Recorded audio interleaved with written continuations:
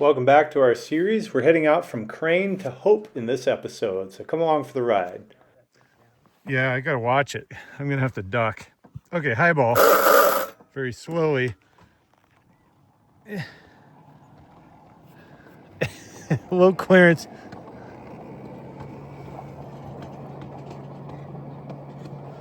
Okay, and we're off. There's a camera too. They've been watching our antics. That's gonna be awesome because it got Katie's dance in front of the water tower that I did not capture. She's amused. She amuses herself a lot too.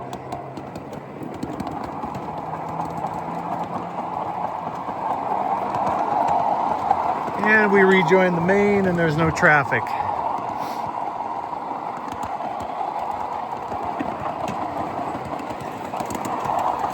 And now we're into full open territory. Fire got pretty hot through here.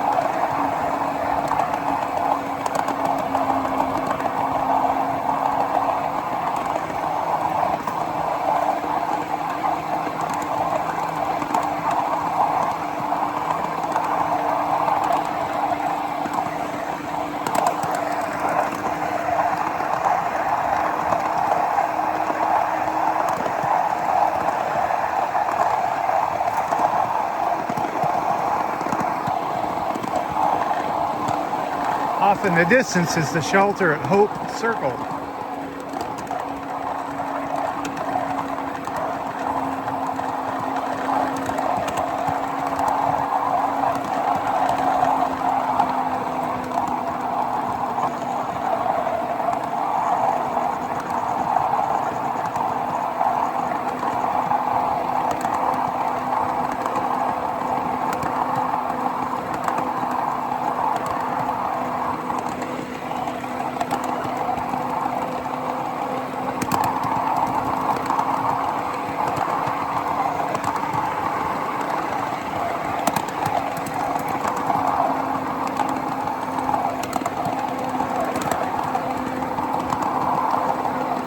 When you're running trains, you can really feel the effect of the grade on the speed of the train.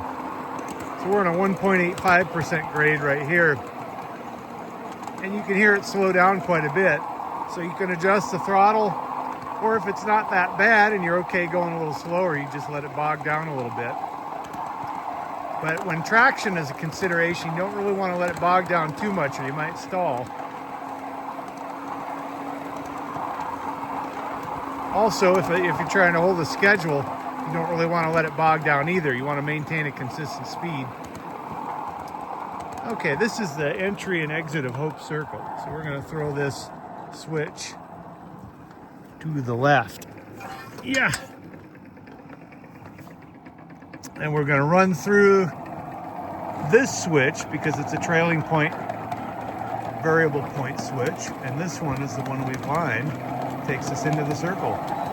You can see some of these ties got a little crispy.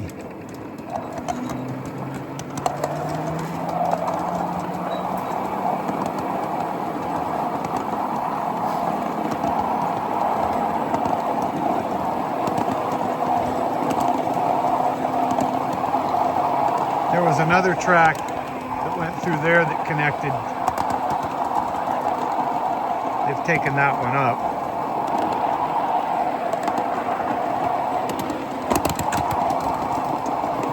It looks like they have some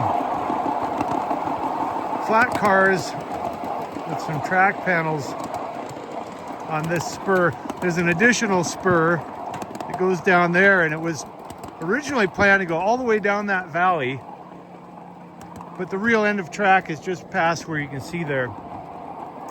And they decided against that. I think it's just too much infrastructure to maintain. But there was an idea of having a campground down there, way down in the valley, and the track would wind down and go to that place. But right now, with the state of things after this fire, there was so much effort just put into cleaning this area up and maintaining what we have.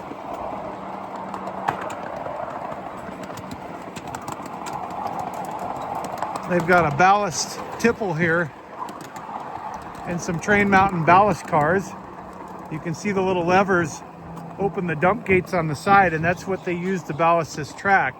You have a locomotive pull them at a certain speed, and you open the doors and you can spread that ballast down, and then you come along with brooms and shovels and kind of clean it up. We're going to back into one of these spurs here.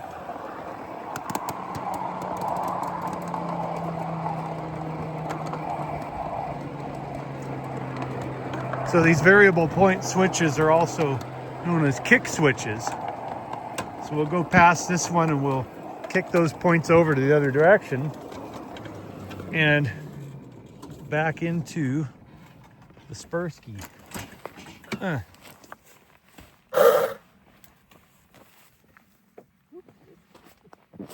conductor's gonna go headlong into a bush in the process of kicking the switch.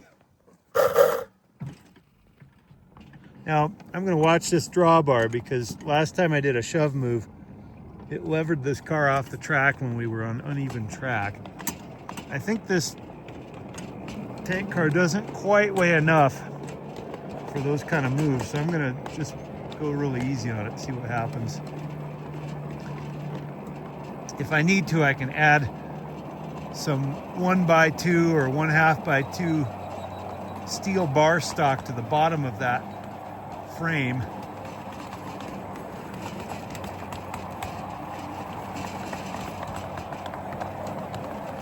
This track is pretty good in here though.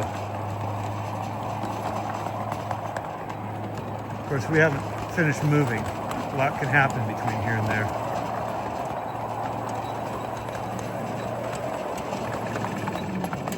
Looks good. We are clear of the foul point. For those non-railroaders, the foul point is the point where you're close enough that if someone comes through that way, they would hit the corner of your train. And best practice says that you don't want to ever park in the foul point if you can help it. If you're in a yard that's jammed full of cars and there's no other way to do it, that's one thing. But in a situation like this, we want to allow somebody else to come in here without worrying about cornering our train. All right, let's walk around.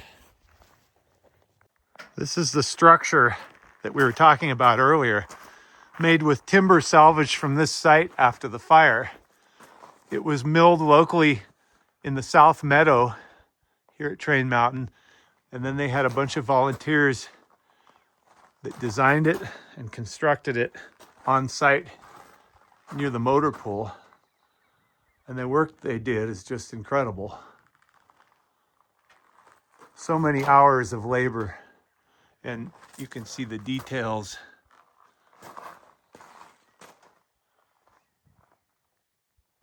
It makes a great spot to hang out.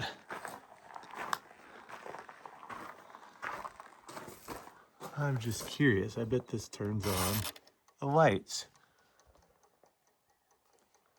They have solar power. That's pretty cool. So at night you can come out here and have a little snack or something.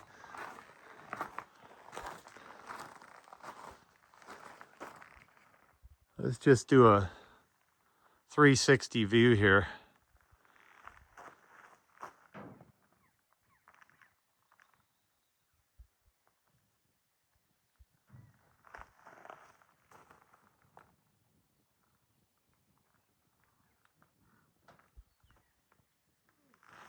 Here's Steiger Butte again. You can see some cell towers up there. The view up there is incredible. There's a service road that's more like a four-wheel drive road that you can use to get up there.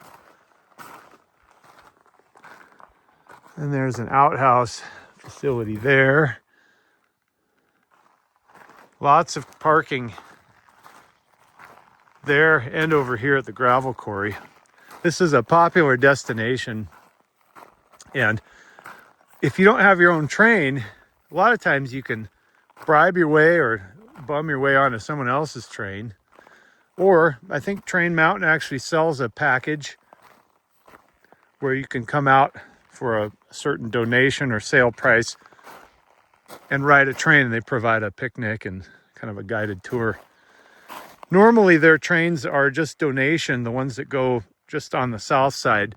They'll have a docent that will take a Train Mountain tour train around there. And then during Triennial, they use a shuttle train, which is kind of like the tour train. You get to go down the South Meadow or back to the top, depending on which way you're headed.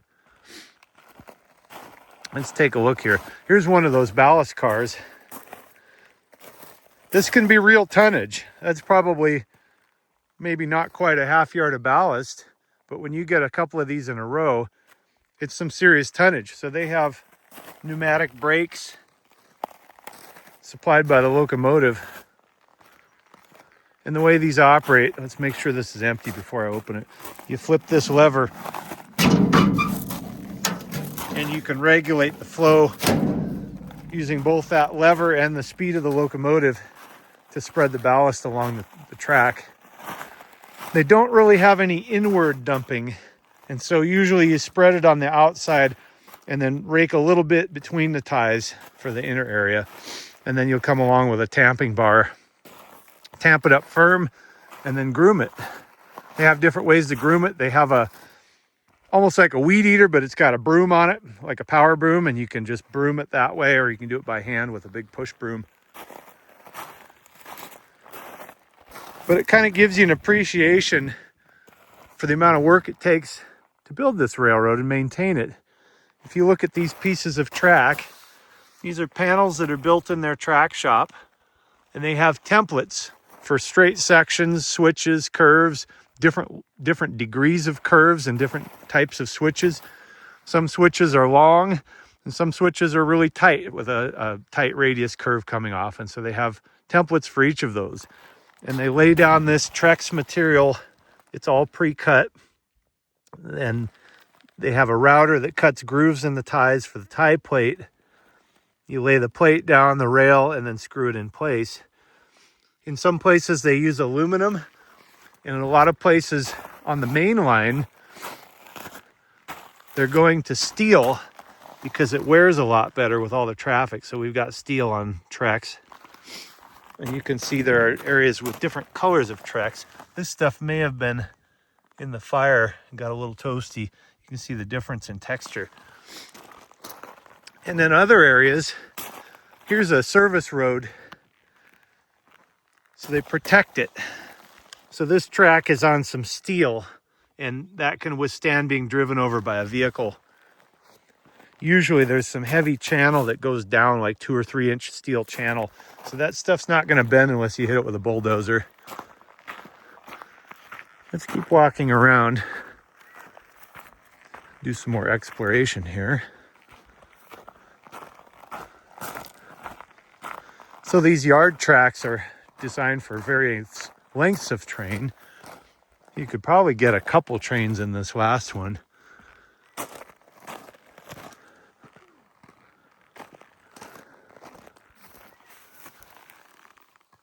Looks like coral, but it's concrete. This is kind of a steep track here. You have to have good brakes on your train if you're going to park on this one.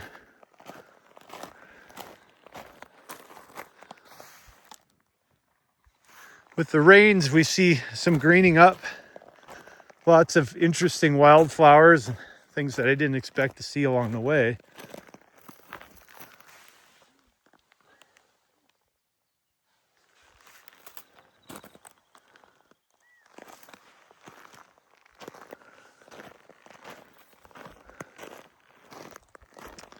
Train Mountain is at 4,200 feet. We are probably just a little higher here. And so it's a different climate here. You notice that if you're used to sea level like we are, you come out here and the air is kind of thin. It takes a day or two to acclimate, especially if you're hiking up the hill from the South Meadow up to the main Grand Central area. These almost remind me of strawberry, although I think the leaves might be different, but they have the same little shoots. Conductor hasn't fired us yet. Oh, I see there's a game of horseshoes up here. So lots of activities. I think it's time for me to have a little snack. So I'll turn back on when we head out of here. Check out the link below in the description for a video that shows what this area looked like before the fire, immediately after, and the process of rebuilding the track and building this structure. Thanks again for watching. In following episodes, we'll start making our way back. Please hit the subscribe button to stay updated on our latest episodes.